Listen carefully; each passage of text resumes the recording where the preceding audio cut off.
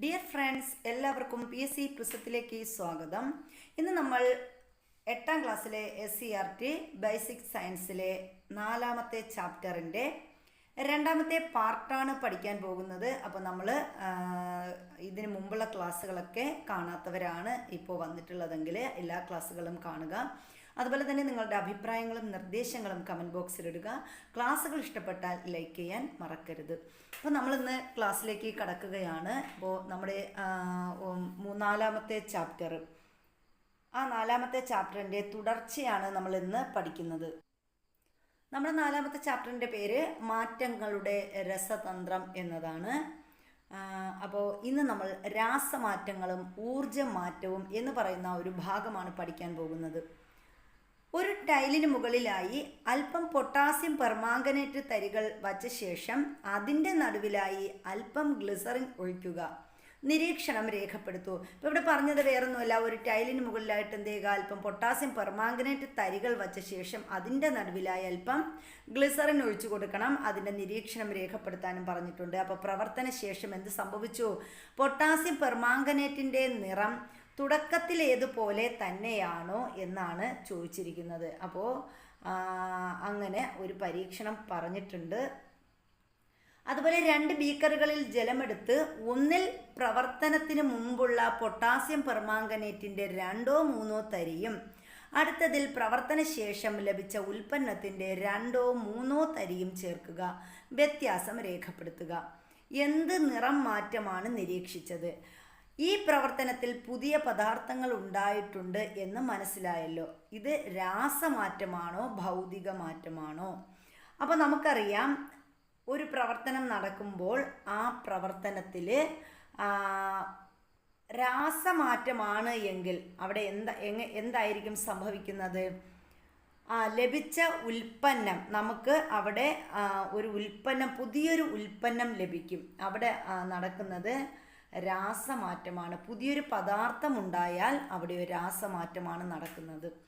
ഇനി ഇവിടെ potassium permanganate, ഈ പൊട്ടാസ്യം പെർമാംഗനേറ്റിൻ്റെ ഇവിടെ നമ്മൾ പറഞ്ഞ ബീക്കറിൽ ജലമെടുത്ത് അതിൽ പ്രവർത്തനത്തിന് മുമ്പുള്ള പൊട്ടാസ്യം പെർമാംഗനേറ്റിൻ്റെ 2ഓ 3ഓ തരി അടുത്തതിൽ പ്രവർത്തന ശേഷം ലഭിച്ച ഉൽപ്പന്നത്തിൻ്റെ 2ഓ 3ഓ തരിയും ചേർക്കുക. അപ്പം നമുക്ക് എന്ത് നിറം മാറ്റമാണ് കിട്ടുന്നത് എന്നാണ് ഇവിടെ ചോദിച്ചിരിക്കുന്നത്. അപ്പോൾ ആദ്യം പറഞ്ഞ പരീക്ഷണം നമുക്കൊന്ന് നോക്കാം. ഒരു ടൈലിന് മുകളിലായി അല്പം പൊട്ടാസ്യം പെർമാംഗനേറ്റ് തരികൾ വച്ച ശേഷം അതിൻ്റെ നടുവിലായി അല്പം ഗ്ലിസറിൻ ഒഴിക്കുക എന്ന് പറഞ്ഞിട്ടുണ്ട്. പ്രവർത്തന ശേഷം പൊട്ടാസ്യം പെർമാംഗനേറ്റിൻ്റെ നിറം തുടക്കത്തിലേതുപോലെ തന്നെയാണോ? ശരിക്കും പറഞ്ഞാൽ ഈ പൊട്ടാസ്യം പെർമാംഗനേറ്റിൻ്റെ നിറം ഇളം മഞ്ഞ കലർന്ന നിറമാണ് പൊട്ടാസ്യം പെർമാംഗനേറ്റിനുള്ളത്. അപ്പോൾ ഇവിടെ പ്രവർത്തനത്തിന് ശേഷം ആ നിറം അല്ല, അവിടെ ഒരു നീല നിറമാണ് ലഭിക്കുന്നത്. അപ്പോൾ ഈ പ്രവർത്തനം നടത്താൻ കഴിയുന്നവരൊക്കെ ആ പ്രവർത്തനം ഒന്ന് നടത്തി നോക്കുക. ഇനി അതുപോലെ നമ്മൾ ഇവിടെ 2 ബീക്കറിൽ ജലമെടുത്തുള്ള പ്രവർത്തനം നമ്മൾ പറഞ്ഞു. അപ്പോൾ അതിൻ്റെ നിറം മാറ്റം എന്താണ് നിരീക്ഷിച്ചതെന്ന് പറയാം. അപ്പോൾ ഇവിടെ പറഞ്ഞ ഉൽപ്പന്നത്തിൻ്റെ പ്രവർത്തനത്തിന് കിട്ടിയ ഉൽപ്പന്നം, പുതിയ പദാർത്ഥമാണ് നമുക്ക് കിട്ടിയത് അല്ലേ? അപ്പോൾ ഇവിടെ നടന്നത് ഒരു രാസമാറ്റമാണ് എന്ന് നമുക്ക് പറയാം. അതുപോലെ തന്നെ ഇവിടെ 2 പദാർത്ഥങ്ങൾ തമ്മിൽ ചേർക്കുമ്പോൾ അവിടെ നിറം വ്യത്യാസവും വന്നിട്ടുണ്ട്. ഒരു രാസപ്രവർത്തനത്തിൽ പങ്കെടുക്കുന്ന പദാർത്ഥങ്ങൾ അഭികാരകങ്ങളെന്നും പുതിയതായി ഉണ്ടാകുന്ന പദാർത്ഥങ്ങൾ ഉൽപ്പന്നങ്ങൾ എന്നുമാണ് അറിയപ്പെടുന്നത്. ഇപ്പോൾ ഒരു രാസപ്രവർത്തനത്തിൽ പങ്കെടുക്കുന്ന പദാർത്ഥങ്ങളെ എന്തെന്ന് പറയുന്നു? അഭികാരകങ്ങൾ എന്ന് പറയുന്നു.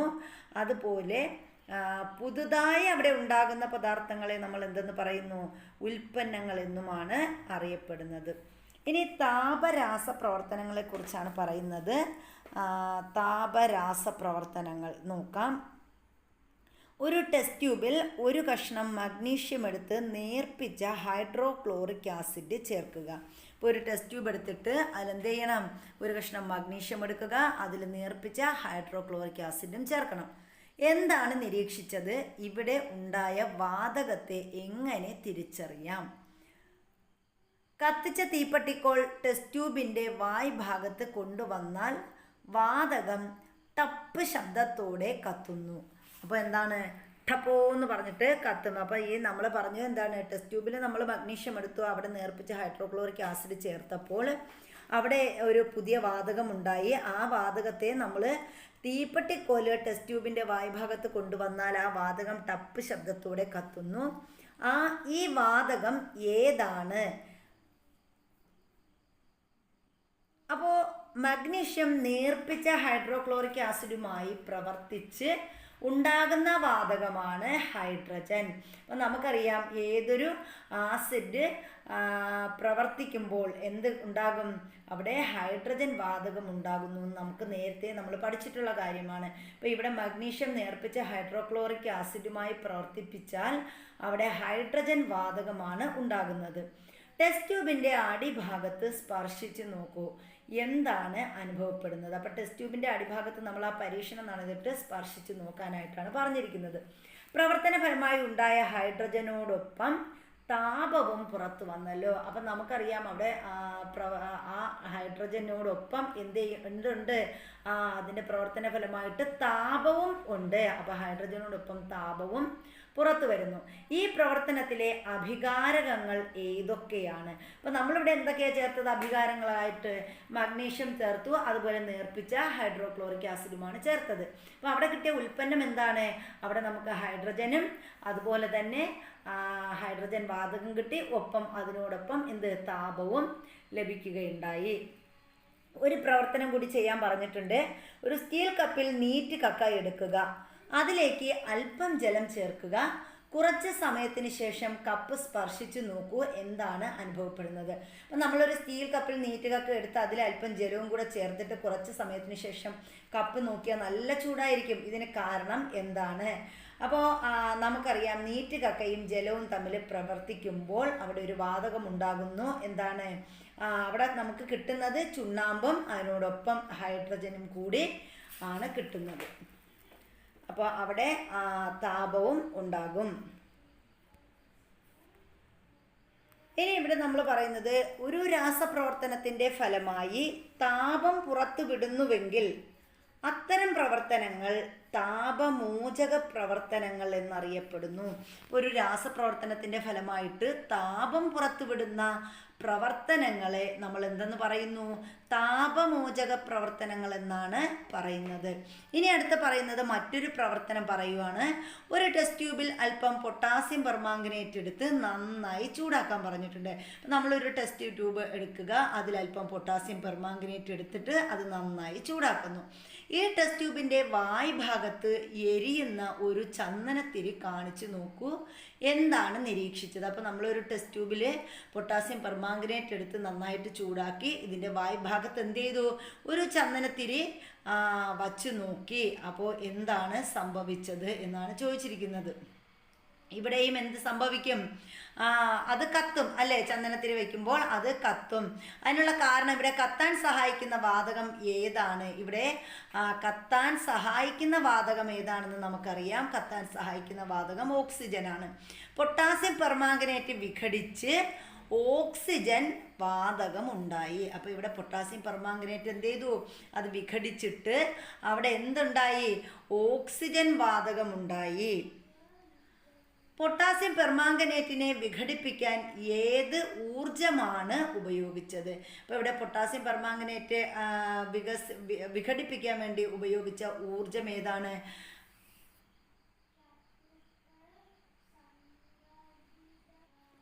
താപോർജമാണ് ഉപയോഗിച്ചത്. അപ്പോൾ പൊട്ടാസ്യം പെർമാംഗനേറ്റിനെ വിഘടിപ്പിക്കാൻ ഉപയോഗിച്ച ഊർജം താപോർജമാണ്. ഈ പ്രവർത്തനത്തിലെ ഒരു ഉൽപ്പന്നം ഓക്സിജൻ ആണെന്ന് വ്യക്തമാണല്ലോ.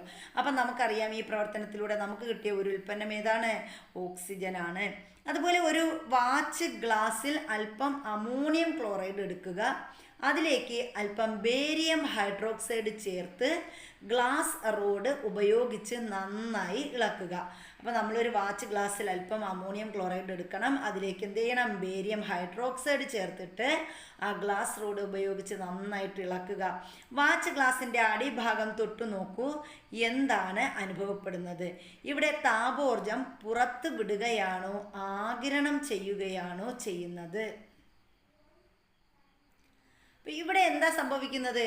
ഇവിടെ താപോർജം ആഗിരണം ചെയ്യുകയാണ് ചെയ്യുന്നത്. അതിനുള്ള കാരണം ആണ് നമ്മൾ ഇനി എങ്ങനെയാണ് ഈ താപോർജം ആഗിരണം ചെയ്യുന്നത്, അല്ലെങ്കിൽ താപ ആഗിരണ പ്രവർത്തനങ്ങൾ എന്തെന്നാണ് നമ്മൾ പഠിക്കുന്നത്. രാസപ്രവർത്തനങ്ങളിൽ താപോർജം ആഗിരണം ചെയ്യപ്പെടുന്നുവെങ്കിൽ അത്തരം പ്രവർത്തനങ്ങൾ താപ ആഗിരണ പ്രവർത്തനങ്ങൾ എന്നറിയപ്പെടുന്നു.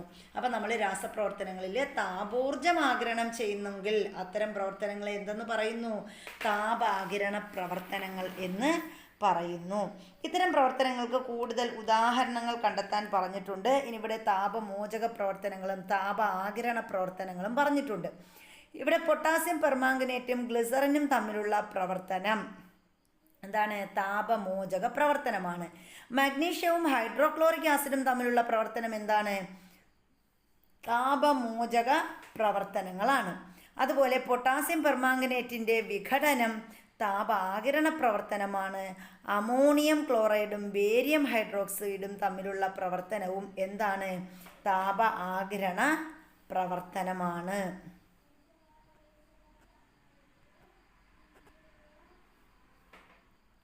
താപോർജം പുറത്തുവിടുന്നതോ ആഗിരണം ചെയ്യുന്നതോ ആയ രാസപ്രവർത്തനങ്ങളെയാണ് പൊതുവായി താപരാസപ്രവർത്തനങ്ങൾ എന്ന് പറയുന്നത്. അപ്പോൾ താപരാസപ്രവർത്തനങ്ങൾ എന്നാൽ എന്തെന്ന് ചോദിച്ചാൽ നമുക്ക് പറയാം, താപോർജം പുറത്തുവിടുന്നതോ ആഗിരണം ചെയ്യുന്നതോ ആയ രാസപ്രവർത്തനങ്ങളെ പൊതുവായി താപരാസപ്രവർത്തനങ്ങൾ എന്ന് പറയുന്നു. ഇനി ഇവിടെ ഇത്രയും നേരം നമ്മൾ താപരാസപ്രവർത്തനങ്ങളെക്കുറിച്ചാണ് പഠിച്ചത്. ഇനി നമുക്ക് അടുത്ത് പഠിക്കാനുള്ളത് പ്രകാശരാസപ്രവർത്തനങ്ങളെക്കുറിച്ചാണ്. അപ്പോൾ എന്താണ് പ്രകാശരാസപ്രവർത്തനങ്ങളെന്നാണ് അടുത്ത് നമ്മൾ പഠിക്കാൻ പോകുന്നത്.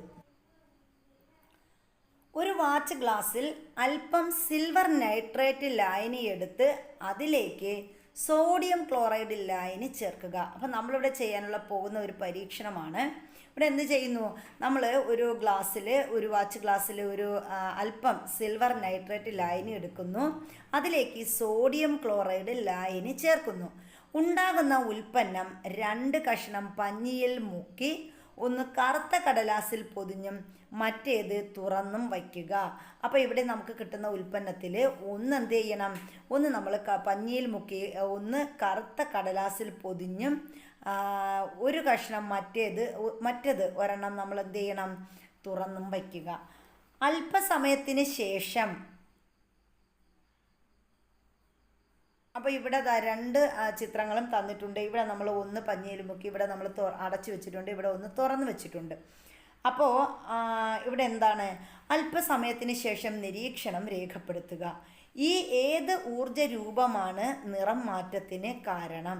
അപ്പോൾ ഇവിടെ നമ്മൾ പുറത്ത് വയ്ക്കുക, അതായത് തുറന്ന് വെച്ച ആ ഒരു പഞ്ഞിയിൽ മുക്കിയ ഒന്നാമത് തുറന്ന് വെച്ച ലായനിയാണ് എന്ത് ചെയ്തത്? നിറം മാറ്റത്തിന് കാരണമായത്. അപ്പോൾ ഇവിടെ അഭികാരകങ്ങളായ സിൽവർ നൈട്രേറ്റും സോഡിയം ക്ലോറൈഡും തമ്മിൽ പ്രവർത്തിച്ച് സിൽവർ ക്ലോറൈഡ് ഉണ്ടാകുന്നു. അപ്പോൾ ഇവിടെ നമ്മൾ 2 അഭികാരകങ്ങളാണ് കൊടുത്തത്. അതിലൊന്ന് സിൽവർ നൈട്രേറ്റും ഒന്ന് സോഡിയം ക്ലോറൈഡും. ഈ സിൽവർ നൈട്രേറ്റും സോഡിയം ക്ലോറൈഡും തമ്മിൽ പ്രവർത്തിച്ചിട്ട് എന്തുണ്ടാകും? സിൽവർ ക്ലോറൈഡ് ഉണ്ടാകുന്നു. സിൽവർ ക്ലോറൈഡ് പ്രകാശം ആഗിരണം ചെയ്ത് വിഘടിച്ച് സിൽവർ ഉണ്ടാകുന്നതാണ് തുറന്നു വെച്ച പഞ്ഞി കറുത്തു പോകാൻ കാരണം. അപ്പോൾ അവിടെ എന്താ സംഭവിച്ചത്? നമ്മൾ സിൽവർ ക്ലോറൈഡ് പ്രകാശം ആഗിരണം ചെയ്തപ്പോൾ അത് വിഘടിച്ചിട്ട് എന്ത് ചെയ്തു? സിൽവർ ഉണ്ടാകുന്നതാണ് നമ്മൾ തുറന്നു വെച്ച പഞ്ഞി കറുത്തു പോകാൻ കാരണം. അപ്പോൾ ഇവിടെ 2 പരീക്ഷണങ്ങൾ നന്നായിട്ട് നമുക്ക് മനസ്സിലാവും. അപ്പോൾ ഇവിടെ എന്താണ്? ഒന്ന് തുറന്നു വയ്ക്കാൻ പറഞ്ഞു, ഒന്ന് നമ്മൾ എന്ത് ചെയ്തു? ഒന്ന് നമ്മൾ അടച്ചും വെച്ചിട്ടുണ്ട്. അപ്പോൾ ഇതിൽ തുറന്ന് വെച്ചത് എന്ത് ചെയ്തു? കറുത്തു പോയി. അപ്പോൾ അത് ഇവിടെ അടച്ചു വെച്ചത് അതേപോലെ ഇരിക്കുന്നു. അപ്പോൾ അതിന് കാരണം അവിടെ എന്ത് ചെയ്തു? അവിടെ സിൽവർ ക്ലോറൈഡ് ഉണ്ടാകുന്നു. അത് സിൽവർ ക്ലോറൈഡ് എന്ത് ചെയ്യും? പ്രകാശം ആഗിരണം ചെയ്താണ് വിഘടിച്ച് സിൽവർ ഉണ്ടാകുന്നത്. സിൽവർ ക്ലോറൈഡ് അപ്പോൾ വിഘടിച്ച് എന്തൊക്കെ ഉണ്ടാകുന്നു? സിൽവറും ക്ലോറിനുമാകുന്നു. സിൽവർ ക്ലോറൈഡ് ഉണ്ടാകുമ്പോൾ അവിടെ കിട്ടുന്നത് സിൽവറും ക്ലോറിനുമാണ്. ഇനി നമ്മൾ അടുത്ത് പറയുന്നത് ഫോട്ടോസിന്തസിസ് അഥവാ പ്രകാശ സംശ്ലേഷണത്തെ കുറിച്ചാണ് പറയുന്നത്. ഇവിടെ ഒരു ചിത്രം തന്നിട്ടുണ്ട്. അപ്പോൾ ഇവിടെ ഏത് തരം പ്രവർത്തനത്തെയാണ് സൂചിപ്പിക്കുന്നത്? അപ്പം നമുക്കറിയാം എന്താണ് ഇവിടെ അഭികാരകങ്ങൾ ഏതൊക്കെ, ഉൽപ്പന്നങ്ങൾ ഏതൊക്കെ എന്നാണ് നോക്കുന്നത്. അപ്പോൾ ഇവിടെ നമ്മുടെ എന്തൊക്കെയാണ് ഇവിടെ തന്നിരിക്കുന്നത്? ഇവിടെ നമ്മുടെ ചെടികൾ അവരെന്ത് ചെയ്യുന്നു? നമ്മുടെ സൂര്യപ്രകാശത്തിൻ്റെ സഹായത്തോടെ എന്ത് ചെയ്യുന്നു? ശ്വസിക്കുന്നത്. അതായത് അവിടെ പ്രകാശ സംശ്ലേഷണം നടക്കുന്നതാണ് കാണുന്നത്. അവിടെ പ്രകാശ സംശ്ലേഷണ സമയത്ത് അവിടെ എന്ത് ചെയ്യുന്നു? കാർബൺ ഡൈ ഓക്സൈഡ് അവർ സ്വീകരിക്കുന്നു. അപ്പോൾ കാർബൺ ഡൈ ഓക്സൈഡ് സ്വീകരിക്കുമ്പോൾ അവിടെ കാർബൺ ഡൈ ഓക്സൈഡ് സ്വീകരിച്ച് അവർ എന്ത് ഉൽപ്പന്നം കിട്ടുന്നു? നമ്മുടെ ഗ്ലൂക്കോസും ഒപ്പം ഓക്സിജനും ലഭിക്കുന്നു. അപ്പോൾ ഇവിടെ ചോദിച്ചിരിക്കുന്നത് അഭികാരകങ്ങൾ ഏതൊക്കെയാണ്? കാർബൺ ഡൈ ഓക്സൈഡ്, പ്രകാശം, അതുപോലെ ജലം, ഇവ മൂന്നുമാണ് ഇവിടുത്തെ അഭികാരകങ്ങൾ എന്ന് പറയുന്നത്. അപ്പം അത് ഉൽപ്പന്നങ്ങൾ ഏതൊക്കെ ഉൽപ്പന്നങ്ങളായിട്ട് മാറുന്നു? ഗ്ലൂക്കോസും ഓക്സിജനുമായിട്ട് വരുന്നു. ഇവിടെ ഉൽപ്പാദിപ്പിക്കപ്പെടുന്ന ഗ്ലൂക്കോസ് ആണ് അന്നജം ആയി മാറി സസ്യഭാഗങ്ങളിൽ ശേഖരിക്കപ്പെടുന്നത്. അപ്പോൾ അവിടെ നമ്മൾ കണ്ട ഗ്ലൂക്കോസ് എന്തായിട്ട് മാറുന്നു? അന്നജമായി മാറി അത് സസ്യഭാഗങ്ങളിൽ ശേഖരിക്കുന്നു. ഭൂമിയിലെ ജീവന്റെ നിലനിൽപ്പിന് തന്നെ കാരണമാകുന്ന പ്രവർത്തനമാണ് പ്രകാശ സംശ്ലേഷണം. അപ്പോൾ ഭൂമിയിൽ ജീവന്റെ നിലനിൽപ്പിന് എന്താ കൂടിയേ തീരൂ? ഈ പ്രകാശ സംശ്ലേഷണം കൂടിയേ തീരൂ. പ്രകാശ സംശ്ലേഷണത്തിൽ ഏത് ഊർജമാണ് ആഗിരണം ചെയ്യപ്പെടുന്നത്? അപ്പോൾ അവിടെ എന്താണ് ആഗിരണം ചെയ്യുന്നത്? അവിടെ കാർബൺ ഡൈ ഓക്സൈഡ് ആഗിരണം ചെയ്യും. ഈ പ്രക്രിയയിൽ പ്രകാശോർജം എന്തായിട്ട് മാറും? രാസോർജമായി മാറും. അപ്പോൾ പ്രകാശ സംശ്ലേഷണം നടക്കുമ്പോൾ അവിടെ പ്രകാശോർജം രാസോർജമായിട്ട് ശേഖരിക്കും. നാം ഇപ്പോൾ പരിചയപ്പെട്ട രണ്ട് പ്രവർത്തനങ്ങളിലും എങ്ങനെയാണ്? പ്രകാശോർജമാണ് എന്തായി മാറുന്നത്? പ്രകാശോർജമാണ് ആഗിരണം ചെയ്യുന്നത്. അപ്പോൾ ഇവിടെ നമ്മൾ കണ്ടതിൽ രണ്ട് സ്ഥലത്തും പ്രകാശോർജം ആഗിരണം ചെയ്യുന്നു. അതുപോലെ എന്താണ് അവിടെ നമ്മൾ ഈ രണ്ട് പ്രവർത്തനങ്ങളിലും പ്രകാശോർജം എന്താണ്? രാസോർജമായിട്ട് മാറുന്നു. പ്രകാശം പുറത്തുവിടുന്ന രാസപ്രവർത്തനങ്ങൾ നിങ്ങൾക്ക് പരിചയമുണ്ടോ? അപ്പോൾ പ്രകാശം പുറത്തുവിടുന്ന രാസപ്രവർത്തനങ്ങൾ പരിചയമുണ്ടോ എന്ന് ചോദിച്ചിട്ടുണ്ട്. മിന്നുന്നത് കണ്ടിട്ടില്ലേ? എങ്ങനെയാണ് മിന്നാമിനുങ്ങ് പ്രകാശം പുറപ്പെടുവിക്കുന്നത്? അപ്പോൾ മിന്നാമിനുങ്ങ് എങ്ങനെയാണ് പ്രകാശം പുറപ്പെടുവിക്കുന്നത് എന്ന് ചോദിച്ചിട്ടുണ്ട്. മിന്നാമിനുങ്ങിൻ്റെ ശരീരത്തിലെ ലൂസിഫറസ് എന്ന എൻസൈമിൻ്റെ സഹായത്തോടെ ലൂസിഫറിൻ എന്ന രാസവസ്തു അൾട്രാ വയലറ്റ് രശ്മികളെ ആഗിരണം ചെയ്ത് ദൃശ്യപ്രകാശം പുറത്തുവിടുന്നു. അപ്പോൾ എന്താ ഇവിടെ സംഭവിക്കുന്നത്? നമ്മുടെ മിന്നാമിനുങ്ങിൻ്റെ ശരീരത്തിലുള്ള ഒരു എൻസൈമാണ് ലൂസിഫറസ്. ഈ മിന്നാമിനുങ്ങ് എന്ത് ചെയ്യുന്നു? ലൂസിഫറസ് എന്ന എൻസൈമിൻ്റെ സഹായത്തോടെ ലൂസിഫറിൻ എന്ന രാസവസ്തു അൾട്രാ വയലറ്റ് രശ്മികളെ ആഗിരണം ചെയ്താണ് അവിടെ എന്തുണ്ടാകുന്നത്? ദൃശ്യപ്രകാശം പുറത്തുവിടുന്നത്. ഈ പ്രതിഭാസത്തെ ജൈവദീപ്തി അഥവാ ബയോലൂമിനസെൻസ് എന്നാണ് അറിയപ്പെടുന്നത്. അപ്പോൾ ഈ ഒരു പ്രതിഭാസം അറിയപ്പെടുന്ന പേരാണ് ജൈവദീപ്തി. അപ്പോൾ അത് ഓർത്ത് വയ്ക്കുക. അപ്പോൾ നമ്മുടെ മിന്നാമിനുങ്ങിൻ്റെ ശരീരത്തിലെ ലൂസിഫറസ് എന്ന എൻസൈമിൻ്റെ സഹായത്തോടെ എന്ത് ചെയ്യുന്നു? ലൂസിഫറിൻ എന്ന രാസവസ്തു അൾട്രാവയലറ്റ് രശ്മികളെ ആഗിരണം ചെയ്താണ് ഈ ദൃശ്യപ്രകാശം പുറത്തുവിടുന്നത്. ആ ഒരു പ്രതിഭാസത്തെയാണ് നമ്മൾ എന്തെന്ന് പറയുന്നത്? ബയോലൂമിനസെൻസ് അഥവാ ജൈവദീപ്തി എന്ന് പറയുന്നത്. ശരീരത്തിൽ പ്രവേശിക്കുന്ന ഓക്സിജൻ്റെ അളവ് നിയന്ത്രിച്ച് പ്രകാശ തീവ്രത വ്യത്യാസപ്പെടുത്താൻ മിന്നാമിനുങ്ങിന് കഴിയും. അപ്പോൾ മിന്നാമിനുങ്ങ് എന്താ ചെയ്യുന്നത്? ശരീരത്തിൽ പ്രവേശിക്കുന്ന ഓക്സിജൻ്റെ അളവ് നിയന്ത്രിച്ചാണ് പ്രകാശ തീവ്രത വ്യത്യാസപ്പെടുത്തുന്നത്. ചില ഇനം കടൽ ജീവികളും പുഴുക്കളും ജൈവദീപ്തി പ്രദർശിപ്പിക്കാറുണ്ട്. അപ്പോൾ ഈ പ്രവർത്തനങ്ങളിൽ പ്രകാശോർജം പുറത്തുവിടുകയാണ് ചെയ്യുന്നത്. അപ്പോൾ ഈ ഒരു ജൈവദീപ്തി എന്ന് പറയുന്ന ആ ഒരു പ്രവർത്തനത്തിൽ എന്താണ്? പ്രകാശോർജമാണ് പുറത്തുവിടുന്നത്. പ്രകാശോർജം ആഗിരണം ചെയ്യുകയോ പുറത്തുവിടുകയോ ചെയ്യുന്ന രാസപ്രവർത്തനങ്ങളെ പ്രകാശരാസപ്രവർത്തനങ്ങൾ എന്ന് പറയുന്നു. അപ്പോൾ പ്രകാശോർജ്ജം ആഗിരണം ചെയ്യുകയോ പുറത്തുവിടുകയോ ചെയ്യുന്ന രാസപ്രവർത്തനങ്ങൾക്കാണ് നമ്മൾ എന്തെന്ന് പറയുന്നത്? പ്രകാശരാസപ്രവർത്തനങ്ങൾ എന്ന് പറയുന്നത്. അപ്പോൾ പ്രകാശരാസപ്രവർത്തനങ്ങളിൽ എന്ത് ചെയ്യുന്നു? ഒന്നുകിൽ പ്രകാശോർജ്ജം ആഗിരണം ചെയ്യും, അല്ലെങ്കിൽ അത് പുറത്തുവിടുകയാണ് ചെയ്യുന്നത്. ചില മരുന്നുകൾ ബ്രൗൺ നിറമുള്ള കുപ്പികളിൽ സൂക്ഷിക്കുന്നു, കാരണം എന്തായിരിക്കും? അപ്പോൾ ചില മരുന്നുകൾ ബ്രൗൺ നിറമുള്ള കുപ്പികളിൽ സൂക്ഷിക്കുന്നതിന് കാരണം എന്തായിരിക്കും എന്ന് ചോദിച്ചിട്ടുണ്ട്. ചില മരുന്നുകൾ ബ്രൗൺ നിറമുള്ള കുപ്പികളിൽ സൂക്ഷിക്കുന്നു, കാരണം നമ്മൾ എന്തായിരിക്കുമെന്ന് ചോദിച്ചിട്ടുണ്ട്. അപ്പോൾ ഈ ബ്രൗൺ നിറമുള്ള കുപ്പികളിൽ സൂര്യപ്രകാശത്തെ തടയുന്നതിനുള്ള കഴിവുണ്ട്, അല്ലെങ്കിൽ പ്രകാശം തടഞ്ഞു നിർത്തുന്നതിനുള്ള കഴിവ് ഈ ബ്രൗൺ നിറമുള്ള കുപ്പികൾക്കുണ്ട്. അതുകൊണ്ടാണ് ചില മരുന്നുകൾ എന്ത് ചെയ്യുന്നത്? ബ്രൗൺ നിറമുള്ള കുപ്പികളിൽ സൂക്ഷിക്കുന്നത്. അതല്ലാന്നുണ്ടെങ്കിൽ എന്ത് ചെയ്യും? അത് പ്രകാശം കടത്തിവിട്ടുകയും അത് വിഘടനത്തിന് വിധേയമാവുകയും അവിടെ രാസമാറ്റം സംഭവിക്കുകയും ചെയ്യും. ഇനി സിൽവർ നൈട്രേറ്റ് സുതാര്യമായ കുപ്പികളിൽ സൂക്ഷിക്കാറില്ല. എന്തുകൊണ്ട്? സിൽവർ നൈട്രേറ്റ് സുതാര്യമായ കുപ്പികളിൽ സൂക്ഷിച്ചാൽ അവിടെയും എന്താണ്? പ്രകാശത്തിൻ്റെ പ്രകാശ സംശ്ലേഷണം നടക്കുകയും അവിടെ പ്രകാശ രാസപ്രവർത്തനങ്ങൾ നടക്കുകയും ചെയ്യുന്നു. അതായത് പ്രകാശം കടത്തിവിടും. സിൽവർ നൈട്രേറ്റ് പെട്ടെന്ന് തന്നെ എന്ത് ചെയ്യും? സുതാര്യമായ കുപ്പികളിലാണെങ്കിൽ പെട്ടെന്ന് തന്നെ പ്രകാശത്തെ കടത്തിവിടുകയും അത് വിഘടനത്തിന് വിധേയമാവുകയും അവിടെ രാസമാറ്റം സംഭവിക്കുകയും ചെയ്യും. അതുകൊണ്ടാണ് സിൽവർ നൈട്രേറ്റ് എന്ത് ചെയ്യുന്നത്? സുതാര്യമായ കുപ്പികളിൽ സൂക്ഷിക്കാതെ മറ്റ് കളറുള്ള വേറെ സുതാര്യമല്ലാത്ത കുപ്പികളിൽ സൂക്ഷിക്കുന്നത്. ഇനി നമ്മൾ അടുത്ത് പഠിക്കാൻ പോകുന്നത് വൈദ്യുത രാസപ്രവർത്തനങ്ങളെക്കുറിച്ചാണ്. ഇവിടെ എന്താണ്? ഒരു 2 ചിത്രം തന്നിട്ടുണ്ട്. ഇവർ ബാറ്ററിയാണ് തന്നിരിക്കുന്നത്. അപ്പോൾ ഇവ നിങ്ങൾക്ക് പരിചയമുള്ള വസ്തുക്കളാണോ? ഡ്രൈസെൽ എന്ന പേരിലാണ് ഇവ അറിയപ്പെടുന്നത്. അപ്പോൾ ഇത് എന്താണ്? ഡ്രൈസെല്ലാണ്. ഡ്രൈസെൽ എന്ന പേരിലാണ് ഇവ അറിയപ്പെടുന്നത്. ഇവയുടെ ഉപയോഗം എന്താണ്? ഡ്രൈസെല്ലിൻ്റെ ഭാഗങ്ങൾ എന്തൊക്കെയാണെന്ന് ഇവിടെ തന്നിട്ടുണ്ട്. അപ്പം നമുക്ക് നോക്കാം. അപ്പോൾ ഇവിടെ ഒരു ഡ്രൈസെല്ല് തന്നിട്ടുണ്ട്. ആ ഡ്രൈസെല്ലിൻ്റെ ഭാഗങ്ങൾ എന്തൊക്കെയാണ്? ഇവിടെ എന്തൊക്കെ കൊടുത്തിട്ടുണ്ട്? ഇവിടെ ഒരു ഇൻസുലേഷൻ ഉണ്ട്. അതുപോലെ ഇതിനുള്ളിലായിട്ട് അമോണിയം ക്ലോറൈഡ് പേസ്റ്റ് ഉണ്ട്. അതുപോലെ ഇവിടെ ഒരു പാത്രം, സിങ്ക് പാത്രമാണ്. സിങ്ക് പാത്രം, അതിന് നെഗറ്റീവ് ടെർമിനലാണ് കൊടുത്തിരിക്കുന്നത്. പിന്നെ ഇവിടെ പോസിറ്റീവ് ടെർമിനൽ ഉണ്ട്. അതുപോലെ ഇവിടെ കാർബൺ ദണ്ട് കൊടുത്തിട്ടുണ്ട്. മാംഗനീസ് ഡയോക്സൈഡും കാർബൺ പൊടിയും ഇവിടെ കൊടുത്തിട്ടുണ്ട്. അപ്പോൾ ഇങ്ങനെ ഒരു ഡ്രൈസെല്ലിൻ്റെ ഭാഗങ്ങളാണ് നമ്മളിവിടെ കണ്ടത്. ഡ്രൈസെല്ലിൽ നടക്കുന്ന രാസപ്രവർത്തന ഫലമായാണ് വൈദ്യുതി ഉൽപ്പാദിപ്പിക്കപ്പെടുന്നത്. അപ്പോൾ ഈ ഡ്രൈസെല്ലിൽ ഒരു രാസപ്രവർത്തനം നടക്കുന്നുണ്ട്. ആ ഡ്രൈസെല്ലിൽ രാസപ്രവർത്തനം നടക്കുന്നതിൻ്റെ ഫലമായിട്ടാണ് അവിടെ എന്ത് ഉൽപ്പാദിപ്പിക്കുന്നത്? വൈദ്യുതി ഉൽപ്പാദിപ്പിക്കപ്പെടുന്നത്.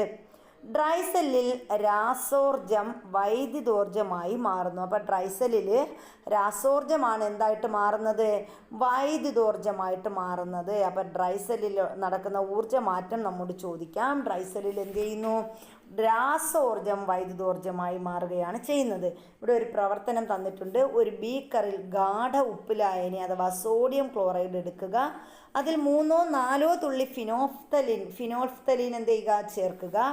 ഒരു ബാറ്ററിയുടെ ഇരുധ്രുവങ്ങളുമായി ബന്ധിപ്പിച്ച ചെമ്പ് കമ്പികളുടെ അഗ്രങ്ങൾ ലായനിയിൽ മുക്കി വയ്ക്കുക. അപ്പോൾ എന്താ കാണുന്നത്? എന്താണ് നിരീക്ഷണം? ഇവിടെ പിങ്ക് നിറമാണ് സൂചിപ്പിക്കുന്നത്. എന്തിൻ്റെ സാന്നിധ്യത്തെയാണ്? ഇവിടെ ഒരു രാസമാറ്റം നടന്നു. അപ്പോൾ സോഡിയം ക്ലോറൈഡ് ലായനിക്ക് വിഘടനം സംഭവിച്ച് എന്തായിട്ട് മാറി? സോഡിയം ഹൈഡ്രോക്സൈഡ് എന്ന ബേസ് കൂടി ഉൽപ്പന്നമായി ഉണ്ടാകുന്നു. അപ്പോൾ ഇവിടെ സോഡിയം ക്ലോറൈഡ് ലായനിക്ക് വിഘടനം സംഭവിച്ച് സോഡിയം ഹൈഡ്രോക്സൈഡ് എന്ന ഒരു ബേസ് അവിടെ ഉൽപ്പന്നമായിട്ടുണ്ടാകുന്നു. ഇതാണ് ലായനിക്ക് പിങ്ക് നിറം നൽകിയത്. അപ്പോൾ ഈ സോഡിയം ഹൈഡ്രോക്സൈഡാണ് എന്ത് ചെയ്തത്? സോഡിയം ക്ലോറൈഡ് ലായനി വിഘടനം സംഭവിച്ച് സോഡിയം ഹൈഡ്രോക്സൈഡ് എന്ന ബേസ് ഉണ്ടായപ്പോൾ ആ സോഡിയം ഹൈഡ്രോക്സൈഡാണ് ഈ ലായനിക്ക് എന്ത് ചെയ്തത്? പിങ്ക് നിറം നൽകിയത്. പ്രവർത്തനം നടക്കാൻ സഹായിച്ച ഊർജ രൂപം ഏതാണ്? അപ്പോൾ ഇവിടെ എന്ത് പ്രവർത്തനം? ഈ ഊർജ രൂപം എന്താണ് നടന്നത്? ഇവിടെ നടന്ന ഊർജ രൂപം എന്ന് പറയുന്നത് വൈദ്യുതോർജം ഇവിടെ ആഗിരണം ചെയ്താണ് രാസപ്രവർത്തനം നടന്നത്. അപ്പോൾ ഇവിടെ നടന്ന ഊർജം, ഇവിടെ വൈദ്യുതോർജം ആഗിരണം ചെയ്തിട്ടാണ് അവിടെ എന്ത് നടന്നത്? അവിടെ രാസപ്രവർത്തനം നടന്നത്. അപ്പോൾ വൈദ്യുതോർജം ആഗിരണം ചെയ്ത് ഒരു പദാർത്ഥം വിഘടനത്തിന് വിധേയമാകുന്ന രാസപ്രവർത്തനമാണ് വൈദ്യുത വിശ്ലേഷണം എന്നറിയപ്പെടുന്നത്. അപ്പോൾ എന്താണ് വൈദ്യുത വിശ്ലേഷണം എന്ന് ചോദിച്ചാൽ നമ്മൾ പറയും, വൈദ്യുതോർജം ആഗിരണം ചെയ്ത് ഒരു പദാർത്ഥം വിഘടനത്തിന് വിധേയമാകുന്ന പ്രവർത്തനം, അതിനെ നമ്മൾ എന്തെന്ന് പറയും? വൈദ്യുത വിശ്ലേഷണം എന്ന് പറയുന്നു. അല്പം ആസിഡ് ചേർത്ത ജലത്തിലൂടെ വൈദ്യുതി കടത്തിവിട്ടാൽ അത് ഹൈഡ്രജനും ഓക്സിജനുമായി വിഘടിക്കുന്നു. അപ്പോൾ നമ്മൾ അല്പം ആസിഡ് ചേർത്ത ജലത്തിലൂടെ എന്ത് ചെയ്യുന്നു? വൈദ്യുതി കടത്തിവിടുന്നു. അങ്ങനെ വൈദ്യുതി കടത്തിവിട്ടാൽ അവിടെ എന്ത് സംഭവിക്കും? ആ വൈദ്യുതി കടത്തിവിടുമ്പോൾ അത് ഹൈഡ്രജനും ഓക്സിജനുമായിട്ട് വിഘടിക്കുന്നു. അപ്പം ജലം എന്ത് ചെയ്യുന്നു? ഹൈഡ്രജനും ഓക്സിജനുമായിട്ടാണ് വിഘടിക്കുന്നത്. ഇവിടെ വൈദ്യുതോർജം ആഗിരണം ചെയ്താണ് ജലം വിഘടിക്കുന്നത്. അപ്പോൾ നമ്മളിവിടെ പറഞ്ഞ പരീക്ഷണം വേറൊന്നുമല്ല, ആസിഡ് ചേർത്ത ജലത്തിലൂടെ വൈദ്യുതി കടത്തിവിട്ടപ്പോഴാണ് അവിടെ എന്തായിട്ട് മാറിയത്? അവിടെ ഹൈഡ്രജനും ഓക്സിജനും വിഘടിച്ചത്. അപ്പോൾ ജലത്തെ നമ്മൾ വൈദ്യുതി കടത്തിവിട്ടപ്പോൾ വൈദ്യുതോർജം ആഗിരണം ചെയ്താണ് അവിടെ എന്ത് ചെയ്തത്? ജലം വിഘടിക്കുന്നത്. അങ്ങനെ ജലം വിഘടിച്ച് എന്തൊക്കെ ഉണ്ടാകുന്നു? ഹൈഡ്രജനും ഓക്സിജനുമായി മാറുന്നു. ഇതൊരു വൈദ്യുത വിശ്ലേഷണ പ്രവർത്തനമാണ്. അപ്പോൾ ഇങ്ങനെ ജലം വിഘടിച്ച് ഹൈഡ്രജനും ഓക്സിജനും ഉണ്ടാകുന്ന പ്രവർത്തനം എന്തിനുദാഹരണമാണ് എന്നൊക്കെ ചോദിക്കാം. അതൊരു വൈദ്യുത വിശ്ലേഷണ പ്രവർത്തനമാണ്. ഇത്തരത്തിൽ ധാരാളം പ്രവർത്തനങ്ങൾ വൈദ്യുതോർജം ആഗിരണം ചെയ്ത് നടക്കാറുണ്ട്. അപ്പോൾ ഇതേപോലെ ധാരാളം പ്രവർത്തനങ്ങൾ നമ്മൾ എന്ത് ചെയ്യാറുണ്ട്? വൈദ്യുതോർജം ആഗിരണം ചെയ്ത് നടക്കുന്നതുണ്ട്. സ്വർണം പൂശിയ ആഭരണങ്ങൾ, സ്പൂണുകൾ, വെള്ളി പൂശിയ അലങ്കാര വസ്തുക്കൾ തുടങ്ങിയവ കണ്ടിട്ടില്ലേ? ഇവ നിർമ്മിക്കുന്നത് എങ്ങനെയായിരിക്കും? അപ്പോൾ ഇതും ഒക്കെ എന്താണ്? വൈദ്യുത വിശ്ലേഷണം വഴിയാണ് ഉണ്ടാക്കുന്നത്. നമുക്കൊരു ഇരുമ്പ് വളയിൽ ചെമ്പ് പൂശിയാലോ? അപ്പോൾ നമ്മളൊരു ഇരുമ്പ് വള എടുത്താൽ എന്ത് ചെയ്യാൻ പോവാണ്? ചെമ്പ് പൂശാൻ പോവുകയാണ്. അപ്പോൾ അതിനായിട്ട് നമ്മളിവിടെ ചെമ്പ് തകിടെടുത്തിട്ടുണ്ട്, ഇരുമ്പ് വള എടുത്തിട്ടുണ്ട്. ഇനി അത് നമ്മൾ കോപ്പർ സൾഫേറ്റ് ലായനിയിൽ ഇറക്കിയും വെച്ചിട്ടുണ്ട്.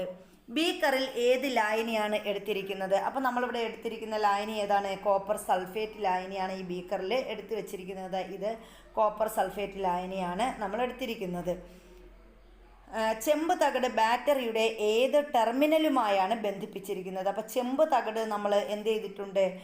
ചെമ്പ് തകിട് ബാറ്ററിയുടെ പോസിറ്റീവ് ചാർജുമായിട്ട്, ഇവിടെ ഇത് കണ്ടാൽ നമുക്കറിയാം ഇതാണ് ചെമ്പ് തകിട്, ഇത് ബാറ്ററിയുടെ പോസിറ്റീവ് ടെർമിനലുമായി ബന്ധിപ്പിച്ചിട്ടുണ്ട്. ഇനി എന്ത് ചെയ്തിട്ടുണ്ട്? ചെമ്പ് തകിട് പോസിറ്റീവ് ടെർമിനലുമായിട്ട് ബന്ധിപ്പിച്ചു. ഇനി വളയാണെങ്കിൽ നെഗറ്റീവ് ടെർമിനലുമായിട്ടാണ് ബന്ധിപ്പിച്ചിരിക്കുന്നത്. സ്വിച്ച് ഓൺ ചെയ്യുമ്പോൾ വളയ്ക്ക് മുകളിൽ ചെമ്പിൻ്റെ ചുവപ്പ് നിറം വരുന്നതായി കണ്ടല്ലോ. അപ്പോൾ നമ്മുടെ സ്വിച്ച് ഓൺ ചെയ്യുമ്പോൾ എന്ത് ചെയ്യും? വളയ്ക്ക് മുകളിൽ ചെമ്പിൻ്റെ ചുവപ്പ് നിറം ചെല്ലും. ചെമ്പിന് പകരം വെള്ളി ആണ് പൂശേണ്ടതെങ്കിൽ ഏത് ലോഹത്തകിടാണ് പോസിറ്റീവ് ടെർമിനലായി ഉപയോഗിക്കേണ്ടത്? അപ്പം നമ്മൾ ചെമ്പിന് പകരം വെള്ളിയാണ് പൂശേണ്ടതെങ്കിൽ ലോഹത്തകിടായിട്ട് നമ്മൾ എന്തുപയോഗിക്കും? ലോഹത്തകിടായിട്ട് നമ്മൾ സിൽവറിൻ്റെ തകിട് ഉപയോഗിക്കും. ചെമ്പിന് പകരം വെള്ളിയാണ് പൂശേണ്ടതെങ്കിൽ ഏത് ലോഹത്തകിടാണ് പോസിറ്റീവ് ടെർമിനലായി ഉപയോഗിക്കുന്നത്? പോസിറ്റീവ് ടെർമിനലായി ഉപയോഗിക്കുന്നത് നമ്മൾ സിൽവർ തകിടായിരിക്കും. പൂശേണ്ട ലോഹത്തിൻ്റെ തകിടാണ് ബാറ്ററിയുടെ പോസിറ്റീവ് ടെർമിനലുമായി ബന്ധിപ്പിക്കേണ്ടത്. നമ്മൾ ഏത് ലോഹത്തിൻ്റെ തകിടാണോ പൂശേണ്ടത് അതാണ് നമ്മൾ എന്ത് ചെയ്യുന്നത്? ബാറ്ററിയുടെ പോസിറ്റീവ് ടെർമിനലുമായി ബന്ധിപ്പിക്കുന്നത്. അതേ ലോഹത്തിൻ്റെ ഒരു ലവണം നമ്മൾ എന്ത് ചെയ്യും? ജലത്തിൽ ലയിപ്പിച്ച ലായനിയായിട്ട് ഉപയോഗിക്കും. അങ്ങനെയാണെങ്കിൽ നമ്മൾ ഇവിടെ നമ്മൾ കോപ്പറിനാണെങ്കിൽ കോപ്പർ സൾഫേറ്റ് ലായനി ഉപയോഗിച്ചതുപോലെ സിൽവർ ആണെങ്കിൽ സിൽവർ സൾഫേറ്റ് ലായനി നമ്മൾ ഉപയോഗിക്കും.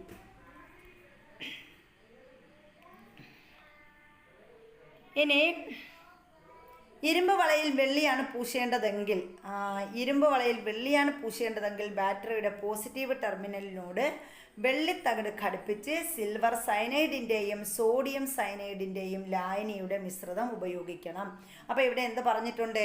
ഇനി നമ്മൾ പറയുന്നത് ഇരുമ്പ് വളയിൽ വെള്ളി ആണ് പൂശേണ്ടതെങ്കിൽ, അപ്പോൾ നമ്മളൊരു ഇരുമ്പ് വളയെടുത്തു, അതിൽ വെള്ളി പൂശണം. അതിനെന്ത് ചെയ്താൽ മതി? ബാറ്ററിയുടെ പോസിറ്റീവ് ടെർമിനലിനോട് വെള്ളിത്തകിട് ഘടിപ്പിച്ചിട്ട് സിൽവർ സയനൈഡിൻ്റെയും സോഡിയം സയനൈഡിൻ്റെയും ലായനികളുടെ മിശ്രിതമാണ് ഉപയോഗിക്കുന്നത്.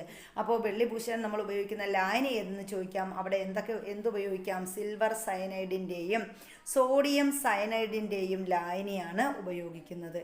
സ്വർണ്ണമാണ് പൂശേണ്ടതെങ്കിലോ സ്വർണ്ണത്തകിട് ബാറ്ററിയുടെ പോസിറ്റീവ് ടെർമിനലിനോട് ബന്ധിപ്പിക്കുകയും ഗോൾഡ് സയനൈഡിൻ്റെയും സോഡിയം സയനൈഡിൻ്റെയും ലായനി ഉപയോഗിക്കുകയും ചെയ്യുന്നു. വൈദ്യുതി ഉപയോഗിച്ച് ലോഹവസ്തുക്കൾക്ക് മുകളിൽ മറ്റ് ലോഹങ്ങളുടെ ആവരണം ഉണ്ടാക്കുന്ന പ്രവർത്തനം വൈദ്യുത ലേപനം എന്നറിയപ്പെടുന്നു. അപ്പോൾ എന്താണ് വൈദ്യുത ലേപനം? അവിടെ ഒരു ക്വസ്റ്റ്യൻ വന്നു. വൈദ്യുതി ഉപയോഗിച്ച് ലോഹവസ്തുക്കൾക്ക് മുകളിൽ മറ്റ് ലോഹങ്ങളുടെ ആവരണം ഉണ്ടാക്കുന്ന പ്രവർത്തനത്തെ വൈദ്യുത ലേപനം എന്ന് പറയുന്നു. ഇനി ചെറുനാരങ്ങ കൊണ്ടൊരു ബാറ്ററി, ചെറുനാരങ്ങ കൊണ്ട് എങ്ങനെയാണ് നമ്മൾ ബാറ്ററി ഉണ്ടാക്കുന്നത്? ഇവിടെ ഒരു പരീക്ഷണമാണ്. ചിത്രത്തിൽ കാണുന്നത് പോലെ ചെറുനാരങ്ങകളിൽ സിങ്ക്, കോപ്പർ ആണികൾ ക്രമീകരിച്ച് അവയെ ചെമ്പ് കമ്പികൾ ഉപയോഗിച്ച് ബന്ധിപ്പിക്കുക. ഇവ ഒരു LED-യുമായും ബന്ധിപ്പിക്കുക. അപ്പോൾ ഇവിടെ പ്രകാശമുണ്ടാകും. LED പ്രകാശിക്കുന്നത് ഏത് ഊർജം ഉപയോഗിച്ചാണ്? അപ്പോൾ ഇവിടെ പ്രകാശം ഏതാണ്? ഇവിടെ LED പ്രകാശിക്കുന്നത് ഏത് ഊർജം ഉപയോഗിച്ചാണ്? ഈ വൈദ്യുതോർജത്തിൻ്റെ സ്രോതസ് ഏതാണ്? അപ്പോൾ നമ്മൾ കൊടുത്ത ഈ LED പ്രവർത്തിക്കുന്നത് ഊർജം എന്താണ്? വൈദ്യുതോർജമാണ്. അവിടെ വൈദ്യുതോർജത്തിൻ്റെ സ്രോതസ് ഏതാണ് എന്ന് ചോദിച്ചിട്ടുണ്ട്. അപ്പോൾ അവിടെ നമ്മൾ എന്താണ്? നാരങ്ങയാണ് നമ്മളവിടെ മെയിനായിട്ട് ഉപയോഗിച്ചത്. പിന്നെ എന്ത് ഉണ്ടായിരുന്നു? ചെറുനാരങ്ങയിൽ സിങ്കും കോപ്പർ ആണികൾ ക്രമീകരിച്ചാണ് ഈ ഒരു പരീക്ഷണം നടത്തിയത്. ഇവിടെ ചെറുനാരങ്ങയിലെ ആസിഡും ലോഹങ്ങളുമായി പ്രവർത്തിച്ച് വൈദ്യുതി ഉൽപ്പാദിപ്പിക്കപ്പെടുന്നു. അപ്പോൾ നമുക്ക് അവിടെ എന്താ കിട്ടിയത്? ചെറുനാരങ്ങയിൽ ആസിഡുണ്ട്, അത് നമ്മുടെ സിട്രിക് ആസിഡും അതുപോലെ തന്നെ നമ്മൾ കൊടുത്ത കോപ്പർ ചെമ്പ് ആണിയുണ്ടല്ലോ, അത് കൂടി ചേർന്ന് ലോഹവുമായി പ്രവർത്തിക്കുമ്പോഴാണ് അവിടെ എന്തുണ്ടാകുന്നത്? അവിടെ വൈദ്യുതി ഉൽപ്പാദിപ്പിക്കപ്പെടുന്നത്. രാസപ്രവർത്തനം നടക്കുമ്പോൾ വൈദ്യുതോർജം ആഗിരണം ചെയ്യുകയോ ഉൽപ്പാദിപ്പിക്കുകയോ ചെയ്യുന്ന പ്രവർത്തനങ്ങളാണ് വൈദ്യുത രാസപ്രവർത്തനങ്ങൾ. അപ്പോൾ ഇവിടെ അടുത്തൊരു ക്വസ്റ്റ്യൻ വന്നു. വൈദ്യുത രാസപ്രവർത്തനങ്ങൾ എന്നാൽ എന്ത്? രാസപ്രവർത്തനം നടക്കുമ്പോൾ വൈദ്യുതോർജം ആഗിരണം ചെയ്യുകയോ ഉൽപ്പാദിപ്പിക്കുകയോ ചെയ്യുന്ന പ്രവർത്തനങ്ങളെ വൈദ്യുത രാസപ്രവർത്തനങ്ങൾ എന്ന് പറയുന്നു. അപ്പോൾ ഓരോ രാസപ്രവർത്തനം നടക്കുമ്പോഴും പലതരത്തിലുള്ള ഊർജ രൂപങ്ങൾ ആഗിരണം ചെയ്യുകയോ പുറത്തുവിടുകയോ ചെയ്യുന്നുണ്ട്. ഇതിൽ പ്രധാനപ്പെട്ട ഊർജ രൂപവുമായി ബന്ധപ്പെട്ടതാണ് ആ രാസപ്രവർത്തനം എന്ന് പറയുന്നത്. അപ്പോൾ ഏത് രാസപ്രവർത്തനം നടക്കുമ്പോഴും എന്ത് ചെയ്യുന്നു? അവിടെ ഊർജ രൂപങ്ങൾ, പലതരത്തിലുള്ള ഊർജ രൂപങ്ങൾ ഉണ്ടാകും. ആ ഊർജ രൂപങ്ങൾ ഒന്നുകിൽ ആഗിരണം ചെയ്യും, അതല്ലെങ്കിൽ അത് പുറത്തുവിടും. ഇതിൽ പ്രധാനപ്പെട്ട ഊർജ രൂപവുമായി ബന്ധപ്പെട്ടാണ് ആ രാസപ്രവർത്തനം എന്ത് ചെയ്യുന്നത്? നടക്കുന്നത്. അപ്പോൾ ഇവിടെ ഒരു രാസപ്രവർത്തനം, പ്രധാന ഊർജ്ജമാറ്റം ഇതൊക്കെ തന്നിട്ടുണ്ട്. ഇവിടെ ഒരു ടേബിളാണ് തന്നിരിക്കുന്നത്, നമുക്ക് നോക്കാം. അപ്പോൾ ഇവിടെ രാസപ്രവർത്തനം എന്ന് പറയുന്നത് പദാർത്ഥങ്ങളുടെ ജ്വലനം, പദാർത്ഥങ്ങൾ ജ്വലിക്കുന്നത്, അവിടെ എന്താണ് ഊർജ്ജമാറ്റം? അവിടെ പദാർത്ഥങ്ങളുടെ ജ്വലനം എന്ന് പറയുമ്പോൾ അവിടെ കത്തുകയാണ് ചെയ്യുന്നത് അല്ലേ? തീയായിരിക്കും. അപ്പോൾ അവിടെ എന്താണ്? താപം പുറത്തുവിടുകയാണ് ചെയ്യുന്നത്, താപം പുറത്തുവിടുന്നു. പദാർത്ഥങ്ങളുടെ ചൂടേറ്റുള്ള വിഘടനം, പദാർത്ഥങ്ങൾ ചൂടേറ്റ് വിഘടിക്കുന്നു. അവിടെ എന്താ സംഭവിക്കുന്നത്? താപം ആഗിരണം ചെയ്യുന്നു. ചൂടാവുമ്പോൾ എന്ത് ചെയ്യുന്നു? പദാർത്ഥങ്ങൾ വിഘടിക്കുന്നു, അവിടെ താപം ആഗിരണം ചെയ്യുന്നു. ഇനി ജൈവദീപ്തി, അവിടെ എന്ത് ചെയ്യുന്നു? പ്രകാശം പുറത്തുവിടുന്നു.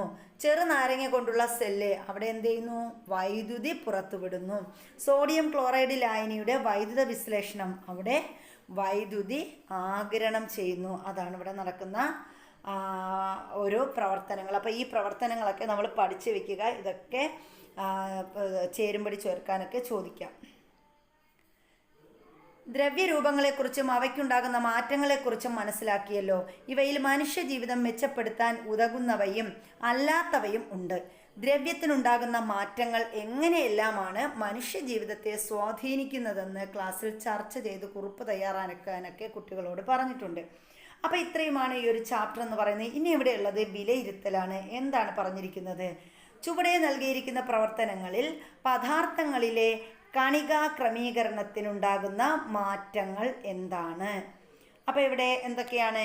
ഖരം ദ്രാവകമാകുന്നു, ദ്രാവകം വാതകമാകുന്നു, വാതകം ദ്രാവകമാകുന്നു. അപ്പോൾ ഇവിടെ എന്താ സംഭവിക്കുന്നത്? നമ്മളിവിടെ ആദ്യം തന്നെ പഠിച്ചു കഴിഞ്ഞായിരുന്നു. എന്താണ്? ഖരം ദ്രാവകമാകുന്നു. അപ്പോൾ ഇവിടെ ഖരം ദ്രാവകമാകുന്നു. അത് ഒരു താപ ആഗിരണ പ്രവർത്തനമാണ്. താപം ആഗിരണം ചെയ്യുമ്പോഴാണ് ഖരം ദ്രാവകമാകുന്നത്. ദ്രാവകം വാതകമാകുന്നതും താപ ആഗിരണ പ്രവർത്തനമാണ് നടക്കുന്നത് അവിടെ. അതുപോലെ വാതകം ദ്രാവകമാകുന്നത് താപമോചക പ്രവർത്തനമാണ് നടക്കുന്നത്. തന്നിരിക്കുന്ന രാസപ്രവർത്തനങ്ങളിൽ പുറത്തുവിടുന്ന ആഗിരണം ചെയ്യുന്ന പ്രധാന ഊർജ രൂപം ഏതെന്ന് കണ്ടെത്തണം. ഇവ ഏത് തരം രാസപ്രവർത്തനമാണെന്ന് എഴുതുകയും ചെയ്യണം. അമോണിയം ക്ലോറൈഡും ബേരിയം ഹൈഡ്രോക്സൈഡും പ്രവർത്തിക്കുന്നു. അപ്പോൾ ഇവിടെ അമോണിയം ക്ലോറൈഡും ബേരിയം ഹൈഡ്രോക്സൈഡും പ്രവർത്തിക്കുന്നു. അപ്പോൾ ഇവിടെ എന്താണ് നടക്കുന്നത്?